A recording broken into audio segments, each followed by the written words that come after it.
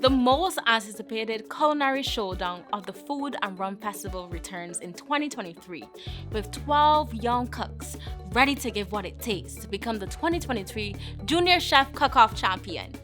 Join us as we watch them engage in several cooking activities across the island and ultimately face off at 3 elimination challenges leading up to the final event at the Food and Rum Festival.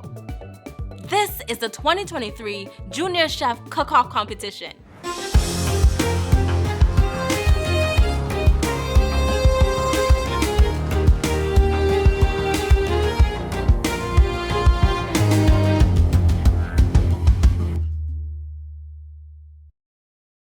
This is the quarterfinals episode of the 2023 Junior Chef Cook-Off Challenge.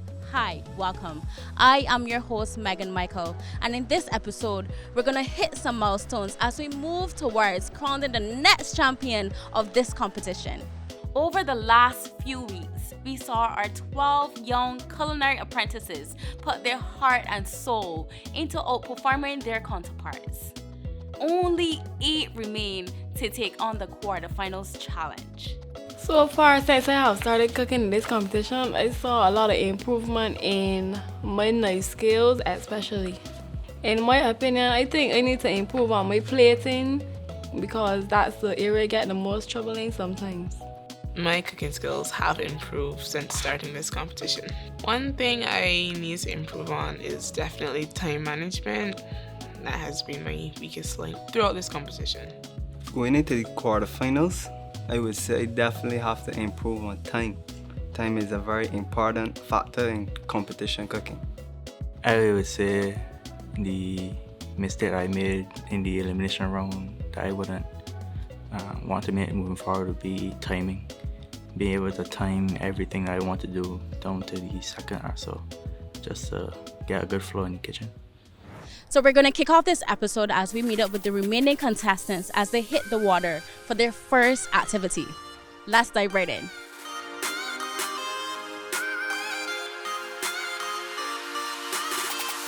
Hi guys, this is your first activity as quarterfinalists. Are you ready to get your inner fisherman going? Yeah! Awesome, let's go.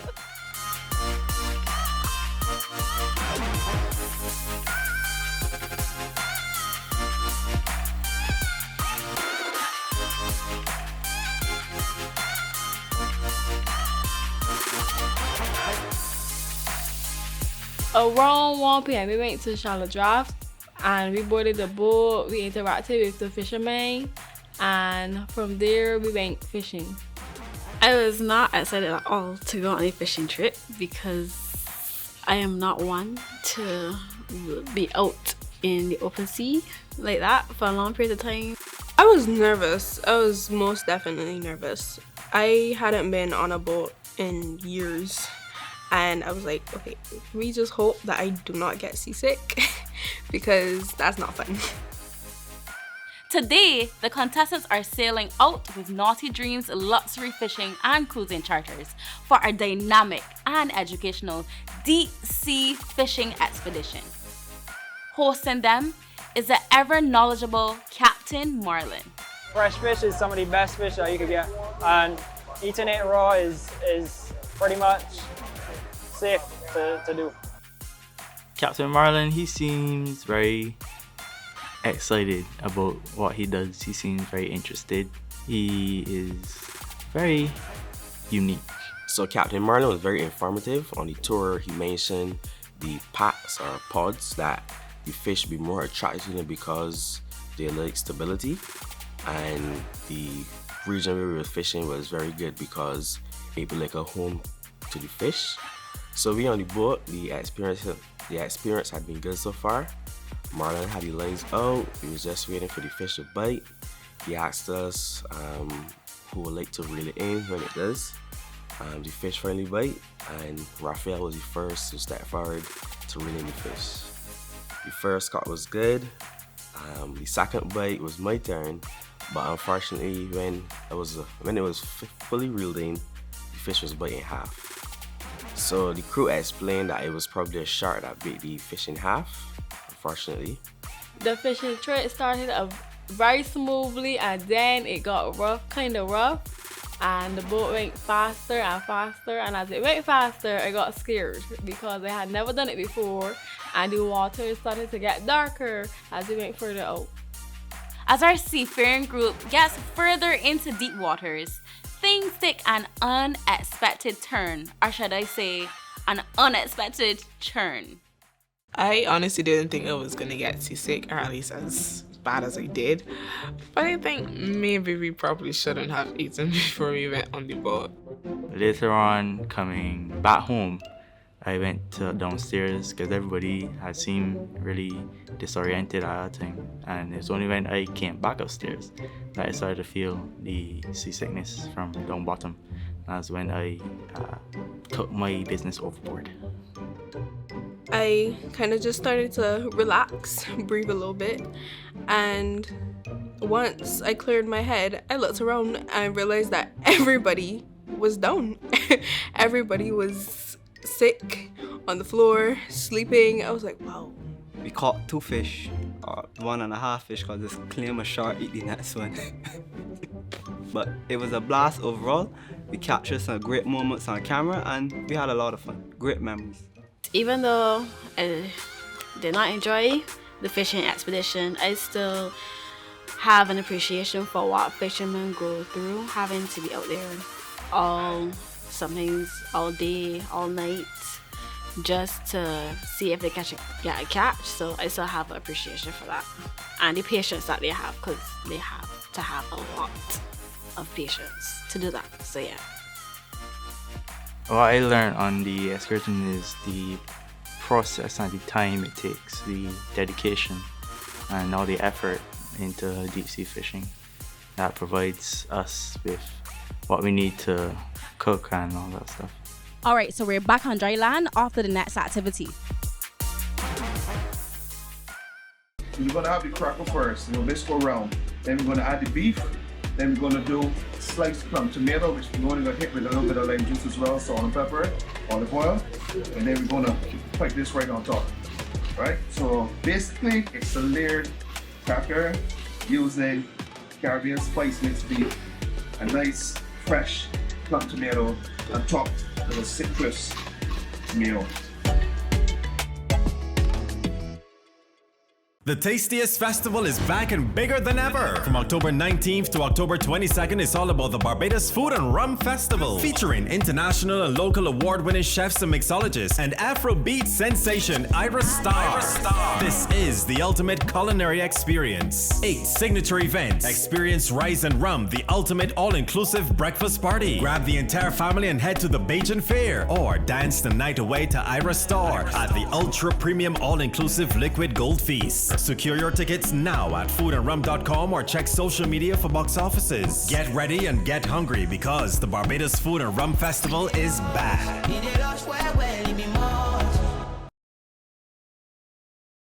We've returned to the BTMI's head office in Warrens, where the contestants will do a bit of mingling at one of the official food and rum pre-events of the season.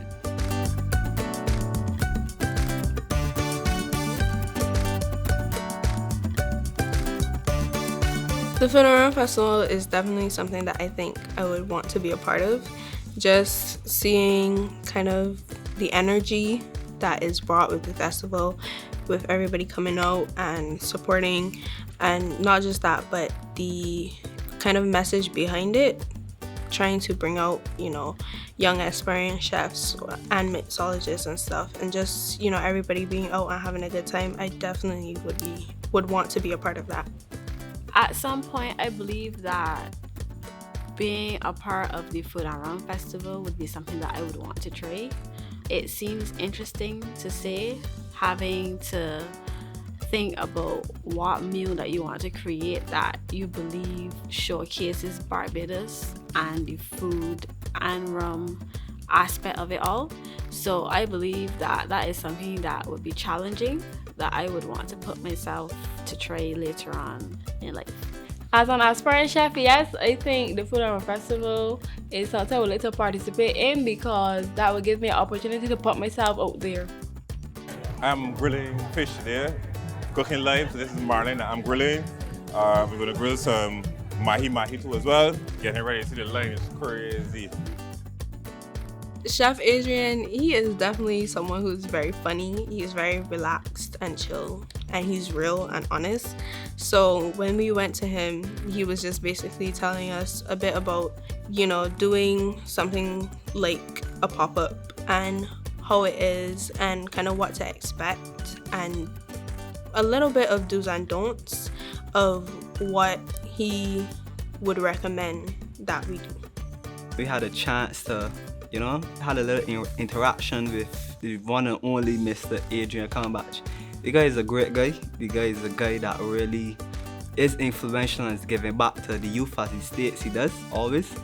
He made us laugh, you know. He also did his job, you know, and you know, it was pretty brief, pretty nice, and I enjoyed it. We enjoyed it. As the fun winds down here, competitors' minds are switching to competition mode. So let's get to the main event of this episode. The moment we've been waiting for all episode long is here. This is the quarterfinal showdown of the 2023 Junior Chef Cook-Off Competition. So we're here at the Caribbean Cuisine Culinary Kitchen where our young chefs are in deep preparation for this decisive event. Here's how the quarterfinals will work. 2 contestants receive immunity, so only 6 will compete in this round. 2 persons will be eliminated at the end of this quarterfinals round. They will have 75 minutes total to complete their dishes. Contestants will be preparing 2 dishes in this round, an appetizer and an entree. Each contestant will be judged on their skills, cooking methods, and safety and sanitation. This week, we are joined by 2 specially invited chefs, Rashid and Natalia Reed, who will judge the contestants' final creations and will determine who advances to the semifinals. I felt pressured and a bit scared because the lady's facial expression to me was very scary. It was pretty chill, you know, because I'm charming. I know I would do my best and get great results. Now over to Chef Edie, who will officially start the competition. So welcome again, my friends. There's 6 of you today. 2 of you have been given immunity for finishing first and second in last week's competition. So Jade and I received immunity from the quarterfinals. I was very surprised, to say the least. If I had finished like 2 seconds earlier, I probably would have got immunity. It pushed me to want to do better that day. 2 of you will be leaving us. So it is now getting into the real business part of this competition. You'll be given 75 minutes. I believe that 75 minutes is too little time to prepare 2 meals. I don't think that it was too little time. That's the essence of the competition. 75 minutes, but I am ready for that challenge. 75 minutes starting now.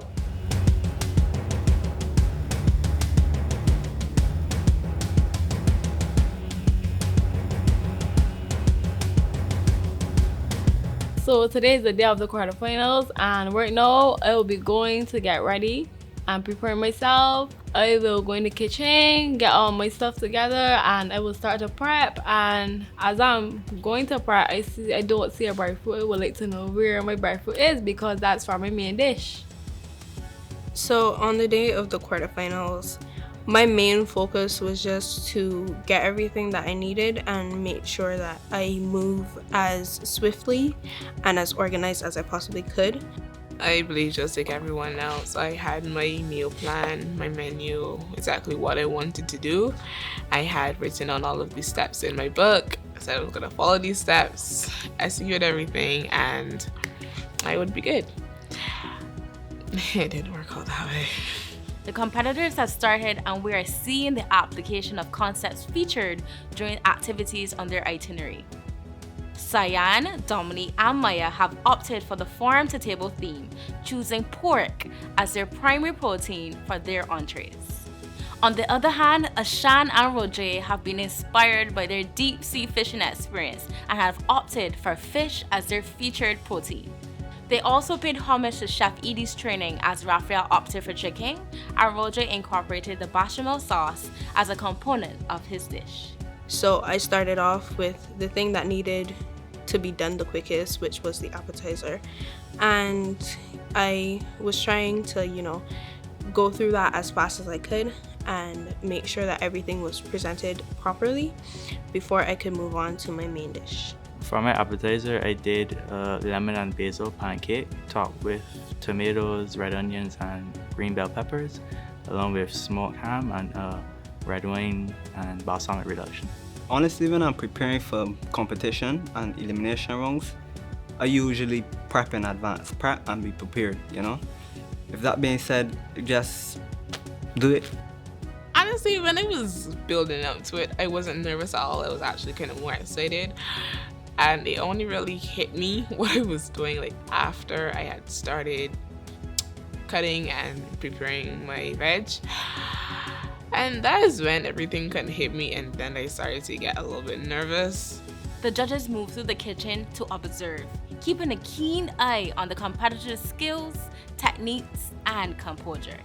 While I was cooking and the judges would come around, I would just try to make sure I got everything set up in a good flow, that I could still do my work as well as show to them that I know what I'm doing. I wasn't really paying attention to what they were writing because I would probably get nervous seeing that, but it was just trying to make sure that everything went according to plan. For so far, it's some good techniques. So some good plates. The first appetizers, some were really, really great. Some would take a little work too. But overall, for our students at this stage, they're doing really, really, really well. On the sidelines, I tend to notice things that I would be doing that would be wrong, but obviously on the sidelines you could actually watch and see what the others is doing. So I noticed some of the hygiene and stuff that the rest be doing was not correct. As time takes on, the quarterfinals challenge is proven to be a pretty tall task for some of the contestants. I had everything finished, however, the plating, my plating had to take at least a minute, so I feel like the time is moved extremely faster than the reality time, but I didn't get the plating on time, but I still was satisfied. I had realized that I took a bit of time before I got to my rice, and I was so worried that I wasn't gonna finish it in time. So while on the sidelines, I also noticed Sian. The time and the pressure was kind of getting to her, and she kind of started to cry and kind of get frustrated. After everything had gone possibly wrong that could have gone wrong, instead of plating the arancini I had initially planned to do, I ended up just plating coconut rice with pineapple pork tenderloin. Then, the unexpected happens to one of the contestants. But as bad as things were for me, I think Maya probably had the worst day in the kitchen because her pork just dropped right on the ground next to me. In the last 2 minutes, I went to the oven to take out my pork to plate it, but unfortunately, it did not get back to my plating station in time. I went to the oven, and in the midst of the cameraman and Domonique being there, I took the pork out of the oven and I bumped into Domonique and the pork fell on the ground.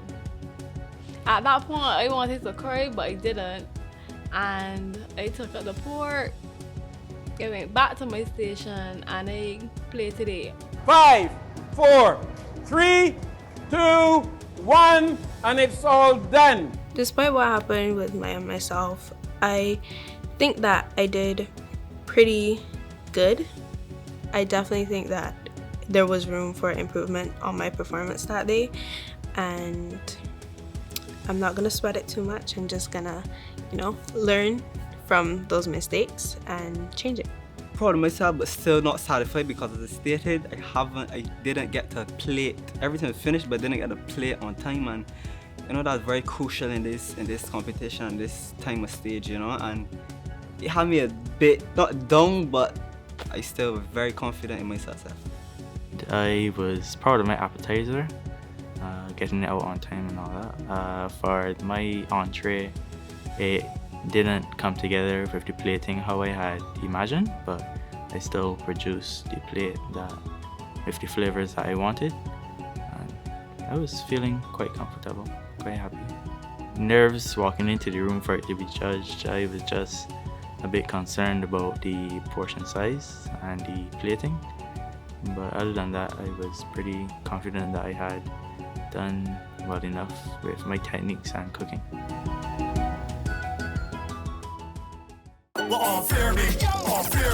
On October 21st, bring the whole family to the Dejuan Fair, the newest event for 2023 Barbados Food and Rum Festival. It's non-stop rides, enough vendors, and a rum shop village for the adults, live entertainment and giveaways all day long. And the best part, I bring in my birthday party to the Dejuan Fair. See me, I don't see me. That's right, so on October 21st, come out from 3 p.m. to Kensington Oval for the ultimate Bajan experience. Secure your tickets now at foodandrum.com or check social media for our box offices. Get ready and get hungry because the Barbados Food and Rum Festival is back.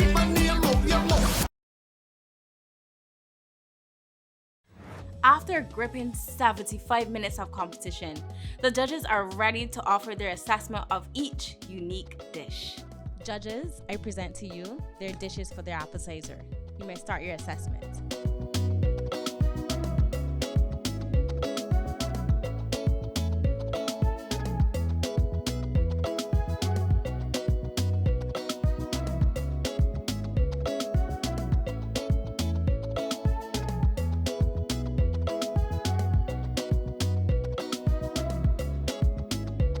First up is Maya.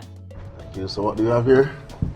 I have seasoned breadfruit bites with barbecue baked pork, and I made the barbecue sauce.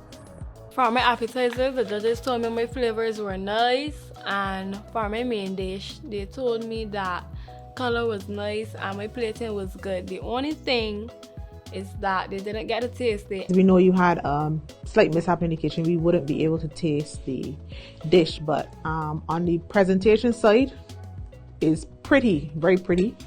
The only thing that I would watch if I were you on the plating, whenever you plate, make sure that you clear and clean the rim of the plate, because you don't want to see fingerprints on the rim, and you don't want to see sauce splashes and that sort of stuff on the rim. But the cooking techniques I can see is very, very good. And the colors are coming out. To see a couple of knife skills there, as Natalia mentioned. Next, we have Rojae. Today I have prepared for you coconut crusted marlin with sweet potato fondant, some roasted squash, and green bean onions with a cilantro lime sauce. Their main feedback would be for the appetizer, just adding a bit more of the reduction on the plate and cooking it out a bit more to get the consistency. For the main course, it was just the portion size of the plate as well. I was quite relieved and quite happy with the feedback that they gave. The judges will now assess Sian's creations. So explain to me, what do we have here? This is a coconut rice with pineapple pork tenderloin. It was actually supposed to be arancini, pina colada arancini, but due to my rice being done late, I did not have enough time to completely do it. So you compromised to do something else? The flavor on this is really, really good. Really good, but it's just too far gone. With your appetizer, again, you gotta watch your cooking times and your cooking temperatures, because the shrimp itself was overcooked. Even though it was overcooked, the flavor on that. So you got some good flavors. You know the balanced flavors really, really well. But you gotta watch the cooking times and the cooking temperatures. Achan steps up next. When I went before the judges, their assessment, in my opinion, were very inspiring. The lady first stated by, let me first tell you, have the energy, the spirit for the kitchen, and that really made me feel great about myself as a young aspiring chef, you know, and it inspired me to do better. So tell me about this dish. You know, so I do something pretty, you know, simple but farm to table manner. Did some rice. I did a beet puree. Enhanced the rice with a bit of corn, rosemary, thyme, and you know, those spices to give it a little taste. I decided to do the vegetables boiled in shapes, and then I decided to do a simple kebab with lime. When you fried the fish is seasoned really well, but we saw what you did in terms of cooking the fish first and then threading it onto the kebab. But what you should have done is thread it first and then fry. The appetizer was different. It was different. I would have never think about doing a Vienna sausage and stuffing it with chips. I stuffed plantains and all, but that's the first time I ever saw a stuffed hot dog in my life. And it was great. And then tying it together with the bacon, and that was good. Our fifth competitor to be assessed is Domonique. If I get eliminated in the quarterfinals, it will be because of my rice. There was not enough time, and I was trying to get everything put together in time and get it plated properly. So, fingers crossed. What do we have here? So I have a vegetable rice and pork tenderloin, honey garlic. And the vegetables you use are? I have chickpeas, I have some broccoli, some kale, some onions, and some sweet peppers. Pork tenderloin is, as the name speaks, is tender. Overall, you have some nice flavors there. This here looks like a more Mediterranean rice to me because of the kale and the chickpeas and the feta cheese. That's Mediterranean flavors. So basically, like the balance with the pork to me is a little bit over for me. What we noticed with your appetizer when we were in the kitchen, when you were frying the bases, that oil was way too cold. Yeah. The flavors on the shrimp that you did, the shrimp was overcooked, too far gone. But the flavor of the shrimp itself was very, very good. Our last assessment will be Raphael. What do we have here? Roast potato with chicken chasseur and sauteed veg. Presentation wise, you could have done some more with the plate and gotta make sure that the plate is clean. But other than that, flavor is good, texture is good, no overcooking or undercooking. So yeah, pretty good job on this. The soup itself, really good. The texture was a little too thick. You could have added some more stock to it, but the flavor is really, really good. Very, very, very good flavor. Thank you. Yeah. The judges have spoken. Now it's time to join Chef Edie in the kitchen with our contestants to find out who will make the semifinals. So we meet again. This time it is after the judges have tasted and made some deliberations. And I can tell you, it was really tough. I think you all did extremely well. And after just a short time of training, to see where you are with your presentations and especially your flavors. Some of you came in here totally raw, meaning no kind of experience about cooking, no kind of experience about operating in a competition kitchen. And I must say, I'm very, very proud of where you are at this time. But this part must be done. Let's start with Raphael. Again, you didn't finish quite on time. But in the judge's decision, you did well enough to be going into the next round. So you're safe into the semi-final round. Domonique. If I get eliminated in the quarterfinals, it will be because of my rice. Again, you seemed the most unassuming in the bunch until the end when it got closer to time, right? So I saw you and I really liked the dish that you brought out. It was kind of daring for a competition, kind of almost like a one-pot meal. And the sauce, I was trying to figure out where is this sauce going to go. So you managed to get it included in the end, after the time though, right? Because a lot of you were challenged with your time. Your appetizer though, I thought was pretty good. And I think in the judge's decision, that appetizer saved you. So you two will be going on to the semifinals. Sian, you have a great future in this field, I think. You are an artist, and you can see it in everything that you produce here. And you are very meticulous in the way you execute your work. You didn't get to the end of your presentation. You had to change your final dish in the end.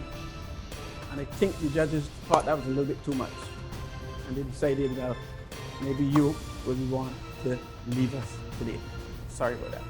I kind of expected it, but at the same time I was kind of holding out hope that just maybe I would have done just enough to get through, but unfortunately I didn't, and I would have been the first elimination.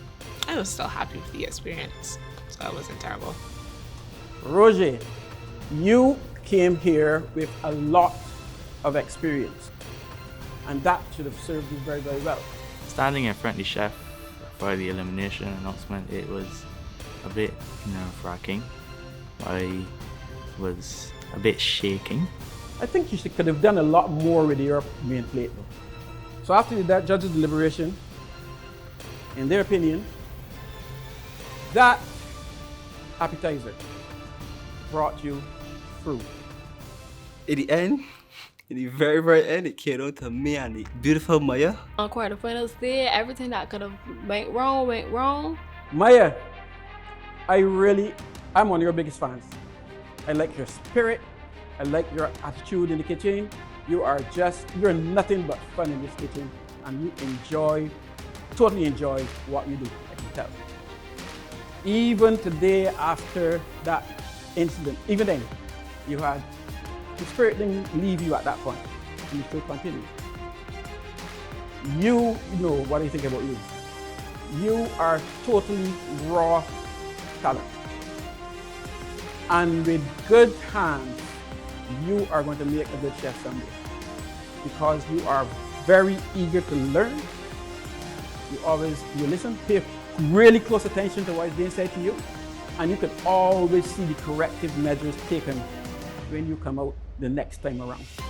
What you did today with canned sausage, I'm sure everybody was saying like canned sausage. What we're going to do with this? The flavors, total country flavors, were in your food. That's very, very good. So both of you did extremely well. But in the judges' opinion, after long deliberation, they decided that you got the better of Maya in this case. Love her bad. However, I just knew I had it. So Maya, sorry to tell you, you have to leave us at this point. I felt really bad because of the situation that happened earlier with Maya. It kind of felt a bit like, okay, maybe if that didn't happen, she would have had a better chance. It was nice being here and I had fun. And I wish all the continuing competitors good luck. You have a hell of a job coming up. So you four will continue on, and a very, very good job done by the four of you. Thank you.